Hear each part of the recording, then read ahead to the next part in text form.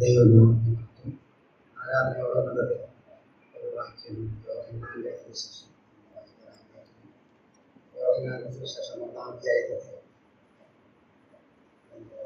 29-ാം വാക്യം വായിക്കാം. പിറ്റേന്നാൾ യേശു തന്റെ അടുക്കൽ വരുന്നത് അവൻ കണ്ടു. ഇതാ ലോകത്തിന്റെ പാപം ചുമക്കുന്നത്. 35-ാമത്തെ വാക്യം.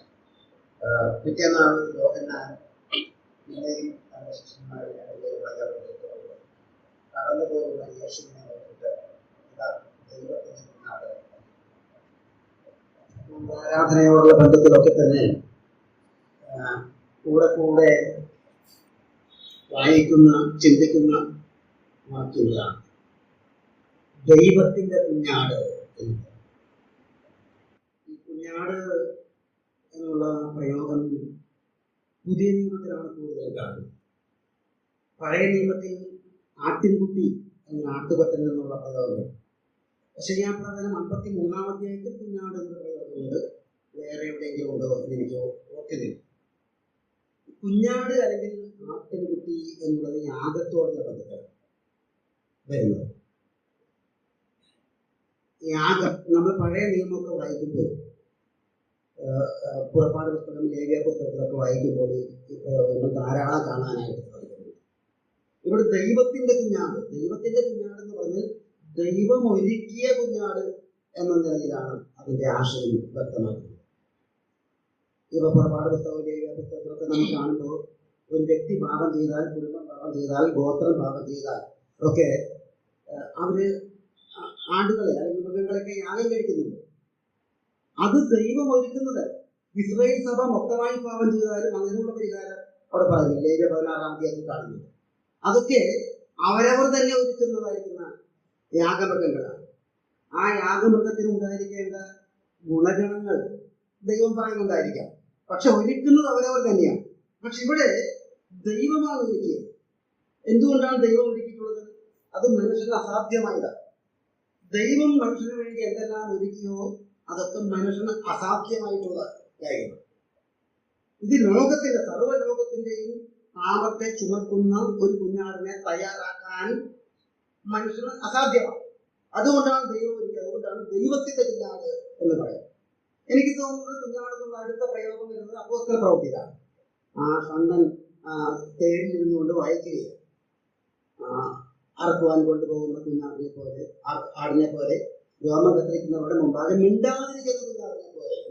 അപ്പൊ മിണ്ടാതിരിക്കുന്ന കുഞ്ഞാട് ഇവിടെ ദൈവത്തിന്റെ കുഞ്ഞാട്, അവിടെ മിണ്ടാതിരിക്കുക, പ്രതികരിക്കാത്ത കുഞ്ഞാട്, പ്രതികരണശേഷി ഇല്ലാത്ത കുഞ്ഞാട് എന്ന്, പ്രതികരണശേഷി ഇല്ലാത്ത കുഞ്ഞാടിനെ പോലെ അതാണ് അവിടെ കാണുന്നത്. കർത്താവിനോട് അവർ എന്തെല്ലാം തരത്തിലുള്ള ഉപദ്രവം ചെയ്തിട്ടും അവൻ പ്രതികരിക്കുന്നില്ല. പ്രതികരിക്കാൻ കഴിവില്ലാഞ്ഞിട്ടല്ല, അവൻ പ്രതികരിക്കാതിരിക്കുക. നമ്മൾ വായിക്കുന്നത് അവന്റെ താഴ്ചയിൽ ന്യായം കിട്ടാതെ പോയി എന്നാണ്. അവൻ അത്രമാത്രം താഴ്ന്നത് കൊണ്ട് അവന് സ്വാഭാവികമായും കിട്ടേണ്ട ന്യായം അത് കിട്ടുന്നില്ല. അവനെ ആ നിലയിൽ അവരൊക്കെ ഉപദ്രവിക്കുക. ഇന്നത്തെ ഭാഷയിൽ പറഞ്ഞാൽ തികച്ചും മനുഷ്യാവകാശ ലംഘനമാണ്.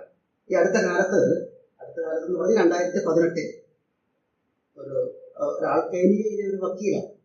അദ്ദേഹം അന്താരാഷ്ട്ര കോടതിയിൽ ഒരു കേസ് ഫയൽ ചെയ്തു. ആ കേസിന്റെ വിഷയം എന്താണെന്ന് അറിയാമോ? യേശുക്രിസ്തുവിനോട് അവർ അന്യായമായി പെരുമാറി, തികച്ചും മനുഷ്യാവകാശ ലംഘനം. ഈ കാര്യമൊക്കെ നെറ്റിൽ നോക്കി വിശദമായിട്ട് നോക്കി കാണാൻ സാധിക്കും. പക്ഷേ കോടതി ആ കേസ് തള്ളിക്കളഞ്ഞു. ഇങ്ങനെയുള്ള കേസുകളൊക്കെ കൈകാര്യം ചെയ്യാൻ സാധ്യമല്ല. അതുപോലെ തന്നെ ഇറ്റലിയെയും ഇസ്രായേലിനെയും പ്രതികളാക്കിക്കൊണ്ടാണ് ബൈബിളിൽ നിന്നാണ് തെളിവുകൾ അയാളെ ഹാജരാക്കിയത്. പക്ഷെ കോടതി തള്ളിക്കളഞ്ഞു. കോടതി തള്ളിക്കളഞ്ഞാലും ഇല്ലെങ്കിലും വസ്തുതയായിട്ട് എത്തിക്കാൻ യേശു കർത്താവ് മിണ്ടാതിരുന്നു. എന്തെല്ലാം എതിർപ്പുകൾ, എന്തെല്ലാം ഉപദ്രവങ്ങൾ ഉണ്ടായിട്ടും കർത്താവ് പ്രതികരിക്കാതിരുന്നു, മിണ്ടാതിരുന്നു. യേശു കർത്താവ് മിണ്ടാതിരുന്നത് കൊണ്ടാണ് നമുക്ക് വേണ്ടി അവൻ ആന്തരയിൽ കഷ്ടം അനുഭവിക്കാനുള്ളതായത്. മിണ്ടാതിരിക്കുന്ന കുഞ്ഞാട്. പിന്നീട് കൊരിന്ത്യലേഖനത്തിലാണ് നമ്മുടെ പെസഹ കുഞ്ഞാട് അറുക്കപ്പെട്ടിരിക്കുന്നത് ക്രിസ്തു തന്നെ. അപ്പൊ പെസഹ കുഞ്ഞാട് അല്ലെങ്കിൽ അറുക്കപ്പെട്ട കുഞ്ഞാട് യേശു ക്രിസ്തുവിന്റെ മരണമാണ്. യേശു ക്രിസ്തുവിന്റെ മരണം അതാ ഏറ്റവും പ്രത്യേകതയുള്ളതാണ്. യേശു മരിച്ചത് തന്നെ മരിക്കാൻ വേണ്ടിയാണ്. ലോകത്തിലെ മഹാന്മാരൊക്കെ ഇവിടെ ജീവിക്കാനൊക്കെ ജനിച്ചു, ശരിയാണെങ്കിൽ ഔചാരികമായ നിമിഷത്തെ അവർ മരിച്ചു. പക്ഷെ യേശു മരിക്കാൻ വേണ്ടി മരണത്തെ മുൻകൂട്ടി കണ്ടുകൊണ്ട് ഓരോ നിമിഷവും മുൻകൂട്ടി കാണും. യൂദാസ് ഒറ്റിക്കൊടുത്തപ്പോൾ, യേശു ക്രിസ്തുവിനെ അവരെ ക്രിസ്തരിക്കുമ്പോൾ, പീലാത്തോസ ക്രിസ്തരിക്കുമ്പോൾ അടുത്ത നിമിഷത്തിൽ എന്താണ് സംഭവിക്കാൻ പോകുന്നത് എന്ന് കൃത്യമായി യേശുവിന് അറിയാം. അതെ, നമുക്ക് വേണ്ടി അവൻ മരിക്കാൻ തയ്യാറായവരാണ്. അറുക്കപ്പെട്ട കുഞ്ഞാണ്. യേശുവിന്റെ മരണം ലോകത്തിലെ ഏറ്റവും തുല്യമായ മരണം. ആ മരണത്തിലൂടെ നമുക്ക് പാപമോചനം ഉണ്ടായിരിക്കുന്നു. പത്രോസ് പറയുമ്പോൾ വെള്ളി പൊന്നു മുതലായി അഴിഞ്ഞു പോകുന്ന വസ്തുക്കളെ കൊണ്ടല്ല, നിർദോഷവും നിഷ്കളങ്കമായ കുഞ്ഞാടിന്റെ വിലയേറിയ രക്തത്തെ നമ്മെ വേണ്ടിയെടുത്തത് എന്ന് പറയുന്നത് ഒന്നാമത്തെ ആയിരിക്കും. അപ്പോ നിർദോഷവും നിഷ്കളങ്കവുമായ കുഞ്ഞാട്, നിർദോഷവും നിഷ്കളങ്കം, യാതൊരു കുറ്റവും അല്ലെങ്കിൽ യാതൊരു ദോഷവും പറയാനില്ല. ലോകത്തിൽ ആരാ അങ്ങനെ ജനിച്ചിട്ടുള്ളത്? നിർദോഷവും നിഷ്കളങ്കമായിട്ടുള്ളത് ആരുമില്ല. വലിയ മഹാന്മാര്, മഹാത്മാഗാന്ധിയും ഒക്കെ നമ്മൾ ബഹുമാനിക്കുന്നു. അദ്ദേഹം യേശുവിനെ പോലെ ജീവിക്കാനായിട്ട് പരമാവധി പരിശ്രമിച്ച ആളാണ്. ഒരു സായിപ്പ് അദ്ദേഹത്തെ ബൂട്ടിട്ട കാല് കൊണ്ട് ചവിട്ടിയപ്പോ കാല് തടവിക്കൊണ്ട് കാല് വേദനിച്ചോ എന്ന് ചോദിച്ചാണ് ഗാന്ധി. അതാണ് ഗാന്ധിജി എന്ന് പറയുന്നത്. ഒരു ബാലനായിരിക്കുമ്പോ താൻ സ്കൂളിൽ പഠിക്കുകയാണ്. അപ്പൊ താൻ അവിടെ ക്ലാസ്സിൽ ഇൻസ്പെക്ഷൻ നടത്തുകയാണ്. ഇൻസ്പെക്ടർ വന്നിരിക്കുകയാണ്. ഡിക്റ്റേഷൻ കേട്ടെടുത്തിരിക്കുകയാണ്. കേട്ടെടുത്തിരുത്തപ്പോ ഒരു വാക്ക് തെറ്റിപ്പോയി. കെറ്റി എന്ന വാക്കാണ്, സ്പെല്ലിംഗ് തെറ്റിപ്പോയി. പക്ഷെ അധ്യാപകൻ ഇത് കണ്ടു. ഇൻസ്പെക്ടർ കാണാതെ പറഞ്ഞു അടുത്ത കുട്ടിയുടെ നോക്കി എഴുതാൻ പറഞ്ഞു.